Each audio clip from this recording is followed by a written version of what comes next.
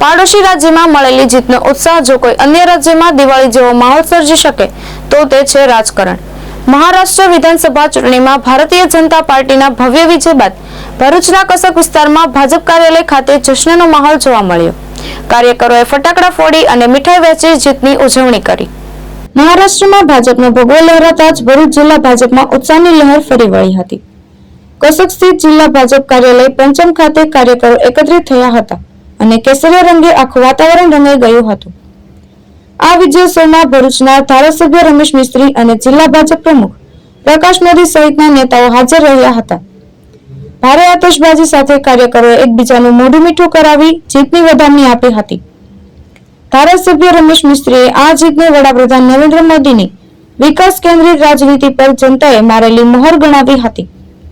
મહારાષ્ટ્રની જીતથી ભરૂચના કાર્યકરોમાં પણ નવો જોશ અને આત્મવિશ્વાસ આવ્યો હોવાનું નેતાઓએ જણાવ્યું હતું। મહારાષ્ટ્રમાં બીએમસીની ચૂંટણીમાં 29 માંથી 23 કોર્પોરેશનમાં ભારતીય જનતા પાર્ટી અને એકનાથ શિંદેના શિવસેનાના એલાયન્સને ભવ્ય વિજય મળેલો છે। આ અગાઉ પણ વિધાનસભામાં પણ ભારતીય જનતા પાર્ટી અને એકનાથ શિંદેના એલાયન્સને ખૂબ જ જ્વલંત વિજય મળેલો છે અને આજે પણ એ રીતે બીએમસીના એલાયન્સને ભવ્ય વિજય મળેલો છે। એટલે ભારતીય જનતા પાર્ટીના શીર્ષસ્થ નેતૃત્વને ખૂબ ખૂબ અભિનંદન આપીએ છીએ। ભારતીય જનતા પાર્ટીના સમગ્ર જિલ્લાના કાર્યકર્તાઓને અને દેશભરના કાર્યકર્તાઓને પણ અમે ખૂબ ખૂબ અભિનંદન આપીએ છીએ।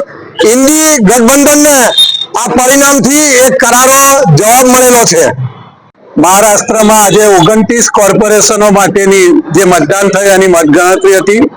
23 કોર્પોરેશનમાં ભારતીય જનતા પાર્ટી અને શિવસેના શિંદેએ જ્વલંત વિજય મેળવ્યો છે। આ પહેલા વિધાનસભાની ચૂંટણીમાં 3/4 બહુમતી સાથે ભારતીય જનતા પાર્ટી અને શિવસેના શિંદેએ સત્તા સંભાળી છે। નગરપાલિકાની ચૂંટણીઓમાં પણ મહારાષ્ટ્રમાં લગભગ શિવસેના અને ભારતીય જનતા પાર્ટીએ ભેગા વિજય મેળવ્યો છે। આજે 29 કોર્પોરેશનમાંથી 23 કોર્પોરેશનમાં જ્વલંત વિજયની તરફ ભારતીય જનતા પાર્ટી અને શિવસેના શિંદે એ આગળ વધી રહી છે। મુંબઈ જેવું જે આખા દેશનું બિઝનેસ હબ કહેવાય ત્યાં પણ લગભગ 27 વર્ષ પછી ભારતીય જનતા પાર્ટી અને શિવસેના શિંદે ભેગા મળીને સ્પષ્ટ બહુમતી મેળવી છે।